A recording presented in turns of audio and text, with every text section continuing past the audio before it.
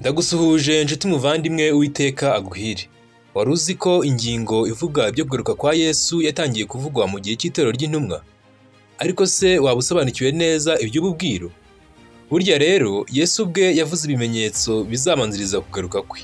Kubw'ibyo rero reka dushakashake mu byanditswe tumenye ibyo bimenyetso ibyo ari byo. Guhaye ikaze.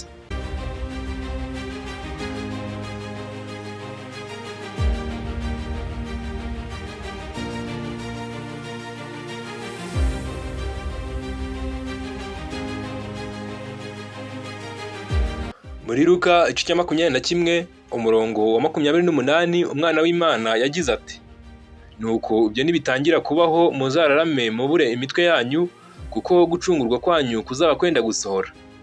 Ariko se ibyo ni ibiki byagombaga kubanza kubaho? Yesu ubwe niwe ukwiye gusubiza iki kibazo, kandi nibyo koko iki kibazo cyarasubijwe. Kandi hazaba ibimenyetso ku zuba no ku kwezi no ku nyenyeri, kandi no hasi amahanga azababara. Bumirwe bumvise inyanja n'umuraba bihorera, abantu bazagushwa igihumure no kwibwira ibyenda kuba mu isi, kuko imbaraga zo mu ijuru zizanyeganyega. Ubwo nibwo bazabona umwana w'umuntu aje mu gicu, afite imbaraga n'ubwiza bwinshi. Luka igice cya 21 umurongo wa 25 kugeza ku wa 27. Ubwo yari yicaye ku musozi wa Elayono, abigishwa be baramusanze baramubaza bati: "Tubwire, ibyo bizaba ryari, n'ikimenyetso cyo kuza kwawe n'icy'imperuka y'isi ni ikihe?" Matayo igice cya 24 umurongo wa 3. Aha rero niho tugiye kubona ibyo bimenyetso by'imperuka nk'uko byahishuwe na Yesu ubwe. Ikibazo cy'abigishwa yatangiye agisubiza atya: "Muzumva iby'intambara n'impuha z'intambara, mwirinde mudahagarika imitima yanyu, kuko bitazabura kubaho. Ariko imperuka izaba itaraza. Ishyanga rizatera irindi shyanga, n'ubwami buzatera ubundi bwami. Hazabaho intambara n'ibishyitsi hamwe na hamwe, ariko ibyo byose bizaba ari itangiriro ryo kuramukwa." Matayo igice cya 24 umurongo wa 6 kugeza ku wa 8. Bimwe mu bimenyetso byagombaga kugaragaza ibihe by'imperuka harimo intambara. Nta gushidikanya ko intambara muri iyi si yacu zamaze kuba nk'ibisanzwe. Kuva Yesu yasubira mu ijuru, ntawabara intambara zimaze gutwara ubuzima bw'abantu ngo amenye umubare wazo. Kwangirika kw'imico ya bamwe nibyo bituma habaho amakimbirane ashingiye ku kwikunda, ndetse no guharanira icyubahiro aribyo bizana intambara z'urudaca. Ntawakwibagirwa uburyo mu kinyejana gishize cya 20 Satani yakoresheje abagaragu be, maze isi yose akayiteraniriza mu ntambara. Intambara ya mbere y'isi yose n'iya kabiri byatwaye abantu amamiliyoni menshi, uwabivuga bwakwira bugake. Ni mu gihe ariko nyuma y'intambara ya kabiri y'isi yose hashyizweho umuryango w'abibumbye ngo ugarure amahoro kandi ukumire intambara. Nyamara intambara ntabwo zigeze zihagarara. Nk'ubu muri Ukraine biracika, muri Sudani naho nuko, Israel na Palestine ho biteye akaga. Umukiza yakomeje avuga ko hazaba inzara hamwe na hamwe. Ikibitera nanone gifitanye isano n'intambara twavuze haruguru. Iyo ibihugu bihugiye mu ntambara habaho guhunga kw'abantu, abantu ntibabone uko bahinga, maze amapfa nayo agatera, inzara ikaba karande. Ibi byose duhora tubibona n'amaso yacu muri iyi si y'iki gihe.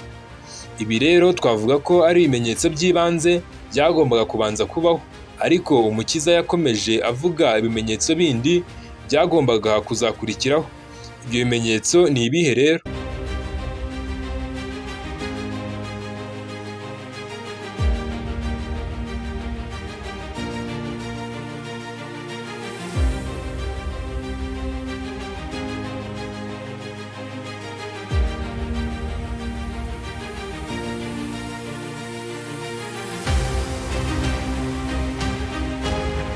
Muri Matayo igice cya 24 umurongo wa 29 umwana w'Imana yakomeje agira ati: "Ariko hanyuma y'uwo mubabaro wo muri iyo minsi, uwo mwanya izuba rizijima n'ukwezi nikuzava umwezi wako, n'inyenyeri zizagwa ziva mu ijuru, n'imbaraga zo mu ijuru zizanyeganyega. Ubwo nibwo ikimenyetso cy'umwana w'umuntu kizabonekera mu ijuru, n'amoko yose yo mu isi nibwo azaboroga abonye umwana w'umuntu aje ku bicu byo mu ijuru, afite ubushobozi n'ubwiza bwinshi." Ibi Yesu yabivuze kandi mu gitabo cy'ibyahishuwe abihishuriye Yohana. Ibyahishuwe igice cya 6 umurongo wa 12 handitswe ngo: "Nuko mbona mena ikimenyetso cya 6, habaho igishyitsi cyinshi, izuba ririrabura nk'ikigunira kibohesheje ubwoya. Ukwezi kose guhinduka nk'amaraso, inyenyeri zo mu ijuru zigwa hasi nk'uko iyo umutini unyeganyijwe n'umuyaga uragarika imbuto zawo zidahishije. None ibimenyetso bitangaje kandi biteye ubwoba byaba byarasohoye. Mu gitabo The Principles of Geology, paje ya 495, umunyamateka Charles Lyell yaranditse ati: ibyo bimenyetso byagaragaye imbere y'itangira ry'ikinyejana cya 19 mu rwego rwo gusohora k'ubu buhanuzi. Mu mwaka w'755 habayemo umutingito w'isi ukomeye bikabije utarigeze ubaho. Nubwo uwo mutingito uzwi ku izina ry'umutingito w'i Lisbonne wageze ku gice kinini cy'umugabane w'Uburayi, Afurika ndetse na Amerika. Wumvikanye kandi i Greenland mu burengerazuba bw'Ubuhinde, ku kirwa cya Madeira, muri Norvège, muri Suède, mu Bwongereza no muri Irland. Wakwiriye ahantu hafite ubuso buruta kilometero kare miliyoni 10. Muri Afurika uwo mutingito wabaye mwinshi cyane nko mu Burayi. Umugabane munini w'umujyi witwa Alger warasenyutse, kandi umudugudu muto wari hafi cyane ya Maroc wari utuwe n'abantu bari hagati y'ibihumbi 8 n'10 wararigise urazimangatana burundu. Umuraba ukomeye warengeye inkengero za Espagne na Afurika, maze urengera imijyi, bityo wangiza ibintu byinshi cyane. Muri Espagne no muri Portugal niho uwo mutingito wibasiye cyane. Bavuga ko mu mujyi wa Cadiz umuvumba w'amazi yisukaga ku nkombe wari ufite ubuhagarike bugera kuri metero 18. Imisozi imwe yari miremire cyane muri Portugal yaranyeganyeze bikomeye nk'aho uwo mutingito uturutse mu mfatiro zayo. Indi yagiye isadukira mu mpinga zayo mu buryo butangaje, maze amahindure menshi asohokamo asandara mu bibaya biyikikije. Bavuga ko ibirimi by'umuriro byaturukaga muri iyo misozi.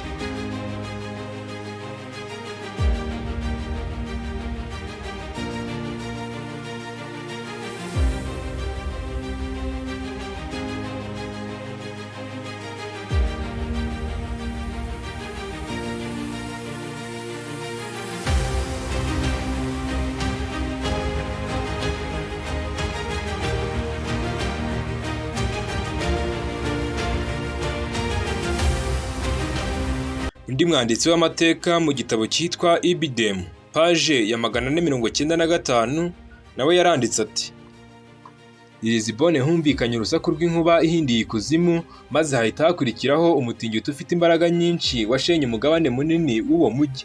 Mu gihe cy'iminota igera kuri 60, abantu ibihumbi 60 barapfuye. Ubwa mbere amazi y'inyanja yasubiye inyuma asiga inkengero zumutse, maze yongera kugarukana ubukana afite ubuhagarike bwa metero 15 cyangwa zirenga ku rugero yari asanzwe ariho. Mu bindi bintu bidasanzwe bivugwa ko byabaye i Lisbonne muri icyo gihe cy'akaga, ni ukurigita k'urukuta rushya aho amato yahagararaga. Rwarigitiye mu nyanja, rwari rwarubakishijwe amabuye y'agaciro kandi rutwara umutungo munini. Abantu benshi cyane bari bahahungiye kugira ngo bakire. Ariko mu kanya gato rwa rukuta rugari narwo rurarindimuka rurarigita, ku buryo nta murambo n'umwe washoboye kureremba hejuru y'amazi. Amateka rero arasobanutse ku byerekeranye n'ikimenyetso cya mbere Yesu yavuze, ari cyo igishyitsi gikomeye. Tubonye ko cyasohoye mu mwaka w'755 nyuma y'ivuka rya Yesu. Icyo Kristo yavuze kizasohora bwa kabiri ni ukwijima kw'izuba n'ukwezi guhinduka nk'amaraso. Mbese aho ibyo byo byarasohoye?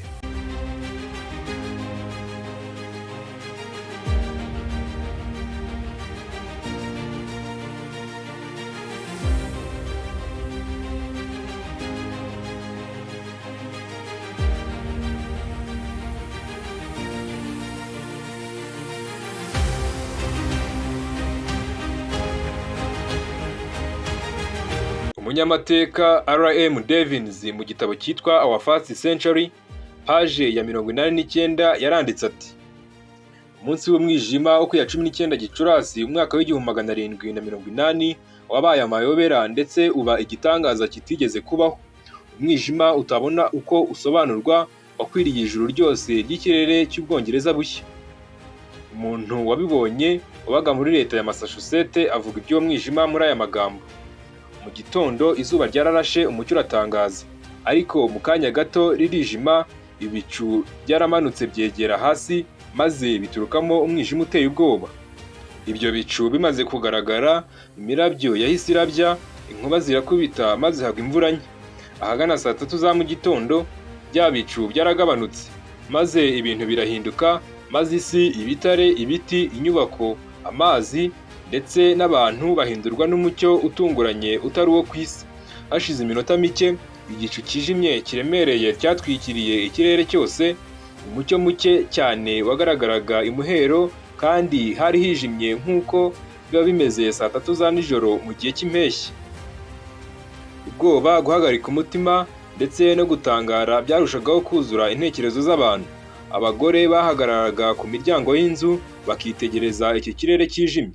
Abagabo bahise bataha bava mu mirimo bakoreraga mu mirima, ababaji bahagarika imirimo yabo, abacuzi nabo biba bityo, ndetse n'abacuruzi. Amashuri yahise afunga, abanyeshuri barataha, maze abana biruka bahinda umushyitsi bajya iwabo. Abari mu nzira bagenda bahagaze ku mazu yari hafi yabo, buri muntu wese yaribazaga ati, ni iki kigiye kuba? Byasaga naho umuyaga ukaze ugiye kwisuka mu gihugu, cyangwa nk'aho umunsi w'iherezo rya byose ugeze. Bacanye amatara maze yaka nk'aho ari mu ijoro ricuze umwijima ryo mu gihe cy'umuhindo. Inkoko, ibishuhe byaratashye bijya aho birara, amashyo n'imikumbi birataha. Ibikeri biragonga, inyoni ziririmba indirimbo zazo za nimugoroba, ndetse n'uducurama dutangira kuguruka. Nyamara abantu bo bari bazi ko butari bwira. Undi munyamateka witwa William Gordon, mu gitabo cye History of the Rise, Progress and Establishment of the United States, paje ya 57, yaranditse ati, uwo mwijima wakwiriye ahantu hagari cyane, wagaragaye mu karere ka kure ka Falmouth gaherereye iburasirazuba. Iburengerazuba uwo mwijima wageze mu karere kitaruye cyane ka Connecticut no mu mujyi wa Albania. Mu majyepfo wagaragaye ku nkengero z'inyanja, kandi mu majyaruguru waragiye ugera ku mpera ya kure ya Amerika. Umunyamateka witwa Isaiah Thomas, mu gitabo cye The Massachusetts Spy no mu kinyamakuru cyitwa American Oracle of Liberty, nomero yacyo ya 472, handitswe ngo, umwijima wa nijoro ntiwari usanzwe, kandi wari uteye ubwoba nk'uko uwo ku manywa wari umeze. Nubwo ukwezi kwari gusanzwe kugaragara kose, nta kintu umuntu yabonaga atifashishije urundi rumuri. Iyo umuntu yarubonaga mu ngo zimukikije n'ahandi hantu hamwitaruye, rwasaga n'ururi kubonekera mu mwijima nk'uwo muri Egiputa.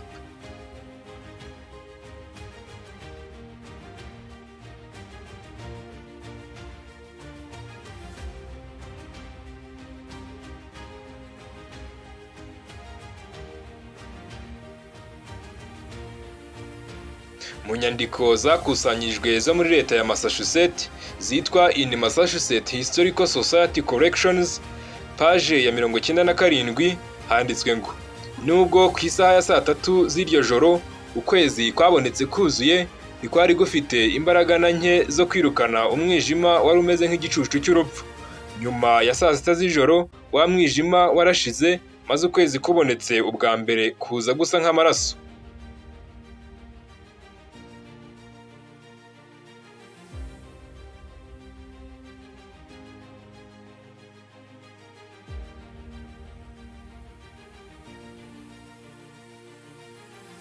Itariki ya 19 Gicurasi umwaka w'1780, mu mateka iyo tariki yiswe umunsi w'umwijima. Guhera mu gihe cya Mose nta gihe kigeze kibaho cy'umwijima ukomeye kandi wamaze igihe kirekire ukanakwira ahantu hanini nk'uwo. Uko uwo munsi wari umeze nk'uko byavuzwe n'abawubonesheje amaso yabo, ni ukwirangira kw'amagambo y'Umukiza yari yaravugiye mu muhanuzi Yoweri, wari warabyanditse mu myaka 2500 mbere y'uko bisohora. Yoweri yaravuze ati, izuba rizahinduka umwijima n'ukwezi kuzahinduka amaraso, uwo munsi mukuru w'Uwiteka uteye ubwoba utaraza. Yoweri igice cya 2 umurongo wa 31.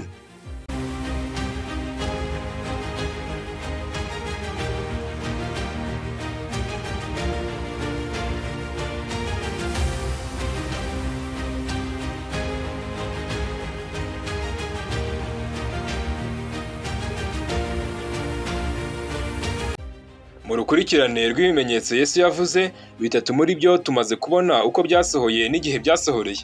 Noneho hasigaye kimwe ari cyo kugwa kw'inyenyeri. Ese ibi byo byaba byarasohoye? Mu gitabo cyitwa The American Progress, shapitire ya 28, umunyamateka R.M. Devins yaranditse ati: ubwo buhanuzi bwaje gusohora mu buryo butangaje ubwo inyenyeri nyinshi zagwaga ku ya 13 Ugushyingo umwaka w'1833. Ibyo byabaye ukwigaragaza kw'inyenyeri zagwaga kutari kwarigeze kubaho. Icyo gihe ikirere cyose gitwikiriye Leta Zunze Ubumwe za Amerika cyamaze amasaha menshi kivumbagatanyije. Ntihari harigeze kubaho ibintu nk'ibyo mu kirere cy'icyo gihugu kuva cyaturwa n'abantu ba mbere bakigezemo. Itsinda rimwe ry'abantu ryabirebanye gutangara gukomeye, mu gihe irindi tsinda ryabirebanaga ubwoba bwinshi no kubona ko ari imbuzi. Uburemere bw'uko kugwa kw'inyenyeri ndetse n'uburyo byari byiza ibizibagirana mu bitekerezo bya benshi.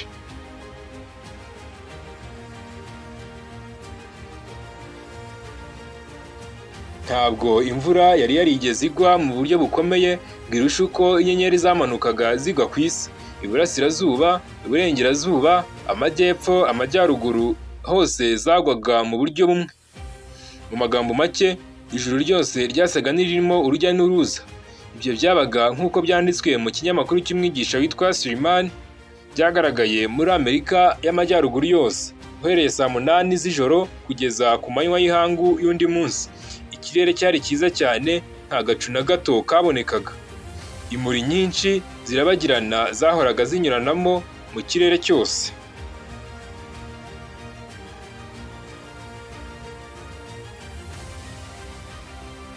Uko niko ikimenyetso giheruka cyo mu byerekana kugaruka kwa Kristo cyagaragaye. Ari cyo Yesu yari yarabwiye abigishwa bati: nuko namwe nimubona ibyo byose muzamenye yuko ari hafi ndetse ageze ku rugi. Abantu benshi babonye kugwa kw'inyenyeri babifashe ko ari ikimenyetso giteguriza abantu urubanza rugiye kuza. Nk'ishusho iteye ubwoba y'integuza, ikimenyetso cyerekana uwo munsi ukomeye kandi uteye ubwoba. Bityo intekerezo z'abantu zerekejwe ku gusohora k'ubuhanuzi, maze benshi bita cyane ku muburo werekeye kugaruka kwa Kristo. Aha ariko hakwiye icyitonderwa. Inyenyeri zivugwa aha ngaha ntabwo ari inyenyeri zo mu isanzure. Mu by'ukuri Yesu yasobanuriraga abigishwa be mu rurimi bakwiye kumvamo ibintu. Nyamara we yarasobanukiwe ko inyenyeri mu busanzwe ziruta isi. Byaje kugaragara ko inyenyeri zavugwaga icyo gihe ari amabuye yo mu kirere yitwa meteorite, akaba ariyo n'ubundi yaguye mu isi yaka umuriro mu mwaka w'1833 nk'uko tumaze kubibona. Nguko uko ibimenyetso Kristo yasize avuze byasohoye, nyamara muri iki gihe tukaba tubaye nk'abatarigeze kubimenya rwose. Byanditswe byera kandi bitubwira n'ibimenyetso bizagaragara ku bantu bo mu gihe cy'imperuka. Mu rwandiko Pawulo yandikiye Timoteyo igice cya 3 umurongo wa 1 kugeza ku wa 5 handitswe ngo: umenye yuko mu minsi y'imperuka hazaza ibihe birushya, kuko abantu bazaba bikunda, bakunda impiya, birarira, bibona, batukana, batumvira ababyeyi babo, indashima, batarabera, badakunda n'ababo, batuzura, babeshyerana, batirinda, bagira urugomo, badakunda ibyiza, bagambana, ibyigenge, bikakaza, bakunda ibibanezeza aho gukunda Imana, bafite ishusho yo kwera ariko bahakana imbaraga zako. Abameze batyo ujye batera umugongo. Dushobora kandi kwirengagiza amagambo intumwa Petero nawe yanditse avuga iby'igihe cy'imperuka. Mu rwandiko Petero yanditse igice cyaho cya 3 guhera ku murongo wa 3 kugeza ku wa 9 handitswe ngo: mubanze kumenya iki, yuko mu minsi y'imperuka hazaza abakobanyi bakobana bakurikiza irari ryabo, babaza bati: isezerano ryo kuza kwe ririhe, ko uhereye aho basokuruza basinziriye byose bihora uko byahoze, uhereye ku kuremwa kw'isi. Nuko bibagiza nkana yuko ijuru ryose ryahozeho uhereye kera kose, n'isi yakuwe mu mazi ikazengurukwa nayo kubw'ijambo ry'Imana. Ariko bakundwa, ijambo rimwe ntirikabasobe yuko ku Mwami Imana umunsi umwe ari imyaka 1000, n'imyaka 1000 ari nk'umunsi umwe. Umwami Imana ntitinze isezerano ryayo nk'uko benshi babitekereza yuko iritinza, ahubwo itwihanganira idashaka ko hagira n'umwe urimbuka, ahubwo ishaka ko bose bihana. Nuko rero dushobora kuzirikana iri sezerano. Dore arazana n'ibicu, kandi amaso yose azamureba. Unesha nzamugira inkingi yo mu rusengero rw'Imana yanjye, kandi ntazasohoka ukundi. Nanjye nzamwandikaho izina ry'Imana yanjye n'iry'ururembo rw'Imana yanjye, ari rwo Yerusalemu nshya izamanuka iva mu ijuru iturutse ku Mana yanjye, kandi nzamwandikaho izina ryanjye rishya. Kandi Umwami Yesu aravuga ati, dore ndaza vuba nzanye ingororano kugira ngo ngororere umuntu wese ibikwiriye ibyo yakoze. Jyewe Yesu ntumye marayika wanjye guhamiriza mwebwe ibyo ku bw'amatorero. Ni igihe gishyitsi cya Dawidi n'umwuzukuru we, kandi n'igihe inyenyeri yaka yo mu ruturuturu. Ibyahishuwe igice cya mbere umurongo wa 7, igice cya gatatu umurongo wa 12, igice cya 22 umurongo wa 12 n'umurongo wa 16.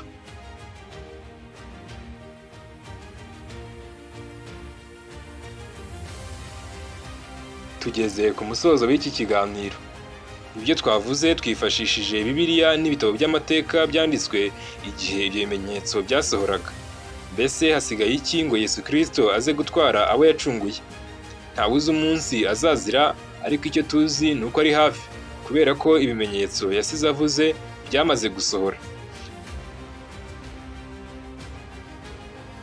Uwiteka Mana yacu ushimwa, kuko dishuriye ububwiro. Turagusabye ngo tubukuremo umuburo, bityo tubashe kukwitegura kuko igihe cyo kuza kwawe gisohoye. Ubutaha tuzarebera hamwe uko bizaba byifashe ku munsi Yesu Kristo azagarukaho. Wari kumwe na Yesu Body Santive, ubuntu n'amahoro bituruka ku Mwana w'Imana bibane nawe.